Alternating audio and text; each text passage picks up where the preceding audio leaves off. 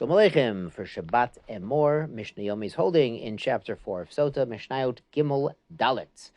Me'uberet Chavero, a woman who is pregnant from another man.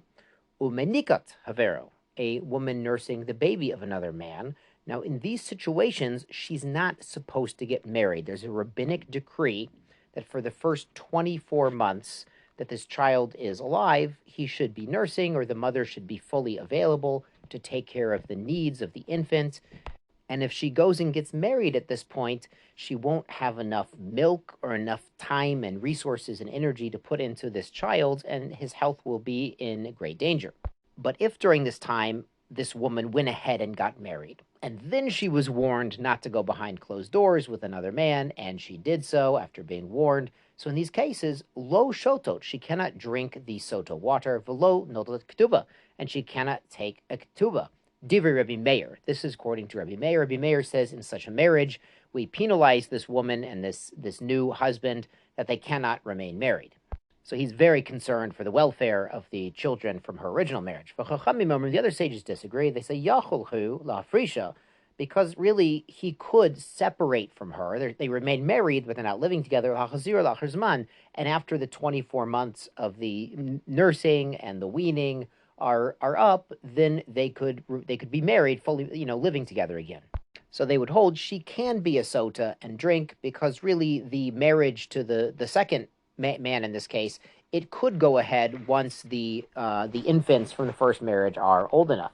Now, how about Ailonit? Now, Ailonit is a woman who doesn't have the physical and biological features of a normal woman who bears children.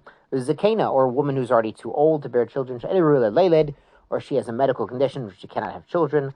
Lo shotot, lo notot ketubah. They do not drink the Sotah water, and they do not take their ketubah.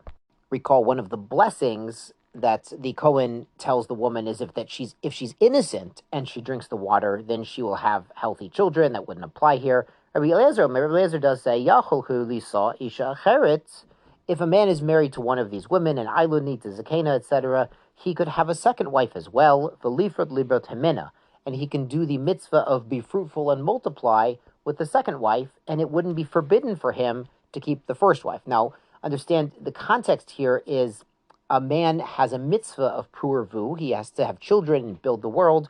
If he marries only a wife who's completely barren, can't have children, despite their prayers and their consulting with doctors, then really he still has the mitzvah. So Rabbi Eliezer says, that's not a problem to keep that wife, because he can really perform the mitzvah with a second wife. And therefore such a wife, in his view, can become a sotah. Sharkol anashim, but other women, o shotot, o lo notot ketubah. They either go through the test and drink the water, or they, if she says she doesn't want to, or she admits, then they do not take their ketubah. Mishnah Daled, Mishnah number 4, Eshet Kohen, Mrs. Kohen. Shota, if she drinks the meimarim and she's tested and innocent, muteret l'bayla, she is completely mutter to return to Mr. Kohen. Now, the thing is, a Kohanic marriage is sort of more delicate in a sense that for any marriage, if there's infidelity, that marriage is over, cannot continue, and the woman cannot marry the suspected adulterer that she was with. But in a Kohanic marriage, even if the wife is violated, she cannot return to Mr. Kohen. So we might have thought, well, she was behind closed doors with a man. Well, once she's tested and proven innocent, she's really considered innocent, and there's no effect on her marriage. The Mishnah adds, Eshet Soris Shota, the wife of a Soris. A Soris is a man who is infertile, cannot bear children. She does drink the water. Even though, again, part of the blessing is a sotah who's innocent will have healthy children. And the Mishnah adds an interesting halacha, Al yedei kol arayot mekanin. A husband can warn his wife on any man, even one of her family members. So if the husband has a suspicion that the wife has some sort of, inappropriate type of relationship with her own brother, her own uncle, men who she's forbidden to marry, he can warn her even on men she's forbidden to marry.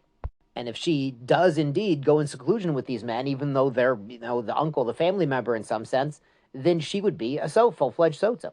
But the Mishnah says there's an exception, chutz min a koton, but not a koton. And the Bartner points out this is under 9 years old, or there's no legal effect if there is an intimacy, as we learned in Yevamot. Umisha eno ish, or someone who's not a man, meaning an animal. God forbid if a man suspects his wife of being inappropriate with an animal, it's a horrible thing, but it doesn't make her a sotah. That applies to adult human beings. Good Shabbos and Shabbat Shalom.